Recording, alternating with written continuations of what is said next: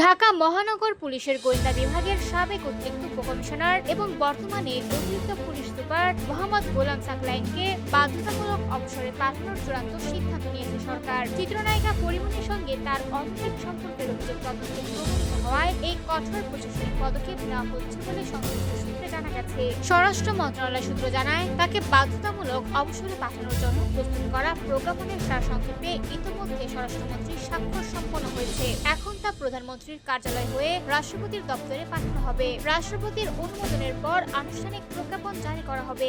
ঘটনার সূত্রপাত 2021 সালে। সে সময় ব্যবসায়ী নাসিরুদ্দিন মাহমুদের বিরুদ্ধে পরিমণির করা বহুল আলোচিত মামলার তদন্ত কর্মকর্তা ছিলেন গোলাম সাকলাইন। পরবর্তীতে বিভিন্ন গণমাধ্যমে প্রকাশিত হয় পরিমণির সঙ্গে তার ঘনিষ্ঠ সম্পর্ক গড়ে ওঠে এবং একাধিকবার তাকে সাকলাইনের সরকারি বাসভবনে যাতায়াত করতে দেখা যায়। তদন্ত উঠে আসে 2021 সালের জুলাই ও আগস্ট মাসে পরিমণির সঙ্গে সাকলাইনের নিয়মিত যোগাযোগ ছিল। ফোনের কল রেকর্ড, সামাজিক যোগাযোগ মাধ্যমে আদান প্রদান করা বার্তা এবং ফরেনসিক বিশ্লেষণে তাদের সম্পর্ক পেশাগত সীমা অতিক্রম করেছিল বলে উল্লেখ করা হয়। স্বরাষ্ট্র মন্ত্রণালয়ের তদন্ত প্রতিবেদনে বলা হয়েছে, একজন দায়িত্বশীল পুলিশ কর্মকর্তা হিসেবে সরকারি দায়িত্বের বাইরে এ ধরনের ঘনিষ্ঠ সম্পর্ক স্থাপন, সরকারি বাসভবনের সময় কাটানো এবং ব্যক্তিগত কর্মকাণ্ডের মাধ্যমে সরকারের ভাবমূর্তি ক্ষুণ্ণ হয়েছে।